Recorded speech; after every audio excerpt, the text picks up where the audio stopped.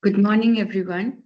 Myself, Monica Das, Assistant Professor, Department of Pharmaceutical Chemistry, School of Pharmacy, the New University. Today, I'm going to discuss about the topic that is alkyl halide from second semester first year B.Pharm. First, we have to understand what is alkyl halide. So, alkyl halide are also known as haloalkanes. Alkyl halide are the compounds in which one or more hydrogen atoms in an alkane have been replaced by halogen atom, as like methyl CH3. So, one CH4, one hydrogen has been replaced, will be replaced by halogen atom, that will be CH3Cl. So it will become methyl chloride. So there is a replacement of one hydrogen or two hydrogen or the either three hydrogen with the halogen atoms. So what are the halogen atoms? We have the halogen atoms in the atomic period, that is fluorine, chlorine, bromine or iodine. So alkyl halide are also represented as Rx. X is the halogen where R is the alkyl group. So there is an example given: methyl chloride, ethyl chloride, propyl chloride. Next is the type of organic halides. So according to the number of bond attached with the hydrogen, attached with the carbon, and then to the halogen, it has been divided into three different types, that is alkyl halide, vinyl halide and aryl halide. So the halogen atoms which is bonded to a carbon-carbon single bond is simply called alkyl halide because there is a presence of single bond, and the halogen which is bonded with the carbon-carbon double bond is called vinyl halide because the carbon-carbon has double bond in it. And next, if the halogen is attached with the any aromatic compound is called aryl halide, like benzyl bromide or benzyl chloride, benzyl iodide. These all are the example of aryl halide. Next is the classification of alkyl halide. This group of classification is according to the alkyl number of alkyl group attached with the halogen group. What is alkyl group? As previously explained, that Rx. R is the alkyl group. What is alkyl? CH3, number of carbon. So the number of alkyl group attached to the carbon to which the halogen is bonded determines whether an alkyl halide is primary, secondary or tertiary. If the R group attached to the carbon linked to the halogen is 1, then it is primary alkyl halide, means there is only one alkyl group present with the halogen, only 3 CH3. Second is the secondary alkyl. There is the alkyl group, number of alkyl group is 2, that is attached with the halogen group, and in tertiary there is the number of 3 alkyl group attached with the halogen. So this is the way that is categorized by the according to the classification. Next is the nucleophilic substitution reaction, that is SN1 and SN2. Here in this topic, the main important we have to understand is the nucleophilic substitution reaction. As alkyl halide undergoes substitution reaction, so there are different type of substitution, that is nucleophilic substitution, electrophilic substitution, but alkyl halide specially undergoes nucleophilic substitution reaction. So to move a reaction, always we need a substrate and an attacker to produce a product. So here the attacker, as an attacker to the substrate, is the nucleophile. What is a nucleophile? A nucleophile is a species with an unshared electron pair or lone pair of electron that reacts with the substrate, that is alkyl halide, by replacing the halogen substituent. This is called nucleophilic substitution reaction. Here the substitution takes place by replacing the halogen group of the alkyl halide by nucleophile, forming a new product, that is alcohol. From alkyl halide we get specially alcohol. So in nucleophilic substitution reaction, the CX bond of the substrate undergoes heterolysis, means there is a breakage of the bond, and the lone pair of electron of the nucleophile is used to form a new bond to the carbon atom. So here, what is nucleophile? Nucleophile are the positive charge lover. This react provides a pair of electron to form a covalent bond between the carbon and nucleophile. So generally, there are two types of nucleophilic substitution reaction that mainly we are going to come across in this topic, that is SN1, which is another name for unimolecular nucleophilic substitution, and second is SN2, bimolecular nucleophilic substitution. So here it is, the reaction goes through like nucleophile attacks alkyl halide, there is a change, alcohol is formed and a leaving group. So moving next is our topic is SN1, unimolecular nucleophilic substitution. Here SN1, S here represent as substitution, nucleophilic represent as nucleophilic, and 1 is the unimolecular. So what do we understand here? Unimolecular. The rate of SN1 reaction follows first order rate reaction. Why? Because the whole reaction is directly proportional or depends upon the only substrate. Here the substrate is the alkyl halide. So that's why the reaction is called unimolecular, because it depends upon only one thing, that is substrate. Accordingly to the kinetic of reaction also, the rate depends only on the substrate concentration. So, what is the nature of the, according to the nature of the substrate, the reaction will move forward.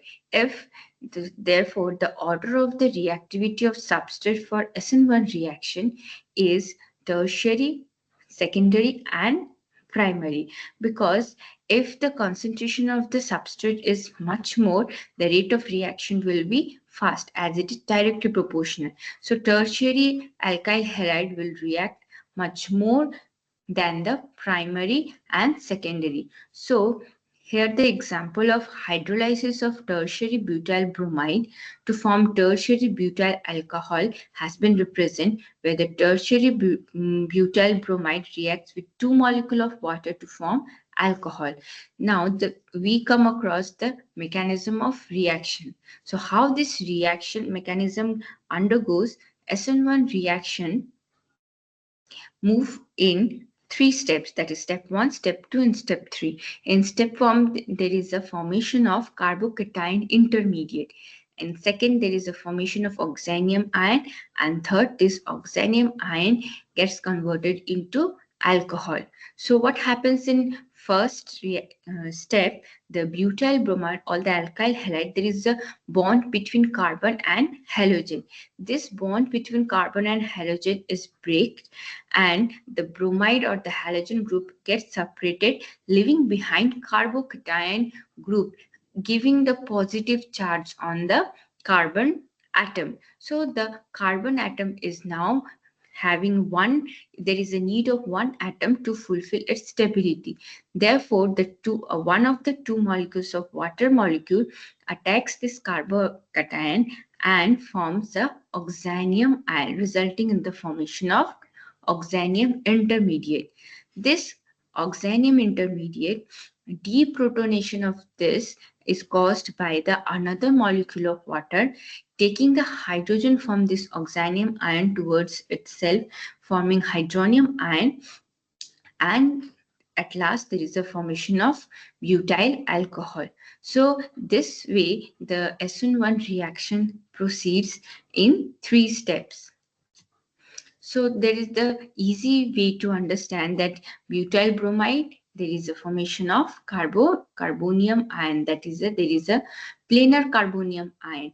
In step 2 what happens, this planar carbonium ion from either side is attacked by the nucleophile, maybe from right side or from the left side, to give a 2 product, that is racemic product. That's why it is called racemization. SN1 reaction is called racemization. And the solvent, we come to a solvent. What type of solvent is favorable for SN1? So to run this reaction, polar protic solvent, which the solvent which is having OH group or H2O, is the most suitable solvent that may be used in SN1 reaction. For example, water, alcohol, these all are the appropriate solvent used in SN1 reaction. So this was all about the SN1 reaction. Next, we move towards SN2 reaction, that is bimolecular nucleophilic substitution. As previously explained, SN2, S means substitution, N means nucleophilic, and 2 means bimolecular. So what this defines bimolecular? The rate of SN2 reaction follows second order rate reaction. So it is followed second, that's why it is called bi. So why it follows second reaction? Because it depends, the whole reaction rate depends upon two things, that is substrate and the nucleophile. So here the both the substance, both the things are important to execute this reaction, that is substrate and the nucleophile. So the order of reactivity happens like primary, secondary, and tertiary.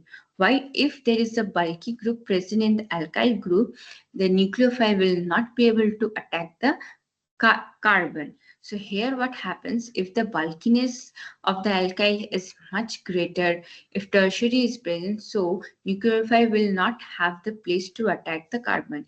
As shown here, that the halide groups or the nucleophile comes and attack from the back side of the reaction. So what happened in mechanism of SN2, here whole reaction takes place in one path, that is bond breaking and bond making takes place simultaneously. This stage is called transition state, as SN1 takes place in two different steps, but that is completely opposite in SN2 reaction. Both the things takes place simultaneously. Here the alkyl halide, here the bond between the carbon and the halogen breaks, and bond between the carbon and the OH group is made. So these transition step takes place simultaneously. So it is a very important step, and both the substrate and the nucleophile is much more important in this reaction. That is why it is a bimolecular. Now, if there is a bulkier group, the nucleophile will not be able to attack appropriately. That is why the rate of reaction moves as primary, secondary, and tertiary. Here, the stereochemistry is like because the process there is an inversion in the relative configuration as the nucleophile attacks from the backside. The configuration of the substrate or the product gets inverted. So this inversion is often called the Walden inversion. Next is the solvent, that what solvent is more preferable in SN2, as like in SN1 it was polar protic, in SN2 it is polar aprotic solvent, that is without OH. This favors the SN2 reaction. So there are some examples like polar aprotic solvents are acetone, dimethyl sulfoxide, and N-dimethyl formamide, etc. These all are the example that favors the SN2 reaction. Next, I have given SN2 mechanism and SN1 mechanism different. It is the main thing that come across that SN1 reaction is one-step mechanism, whereas SN2 is the two-step reaction. So SN2 reaction one-step mechanism because it follows the bimolecular reaction, and SN1 follows the unimolecular reaction. In SN2 reaction, there is a product formation takes place by the transition state, whereas in SN1 reaction, the product takes place by the in two step, that is formation of carbocation intermediate. Next, in SN2, there is no carbocation rearrangement, whereas in SN1, there is a carbocation arrangement. The reagent, one another difference is made in solvent. So what type of solvent we use in SN2 is the polar aprotic solvent, whereas in SN1, polar protic solvent is favored. Now in SN2, methyl halide are mainly given, and in SN1, tertiary alkyl halide are much more favorable. So the reactivity goes as follows in SN1, that is primary, secondary, and tertiary, whereas in SN1 goes tertiary, secondary, and primary. And the main important difference between the SN2 SN1 is the configuration change. That is, in SN2, reaction velocity depends on the concentration of nucleophile, that is the mechanism is favored by the high concentration of nucleophile. So there is an inversion of configuration that is called Walden inversion configuration. Now in SN1, what happens, there is the reaction velocity is dependent on the concentration of the both. So what happens, there is a racemization of the structure. So this was all about the difference between SN1 and SN2. Thank you.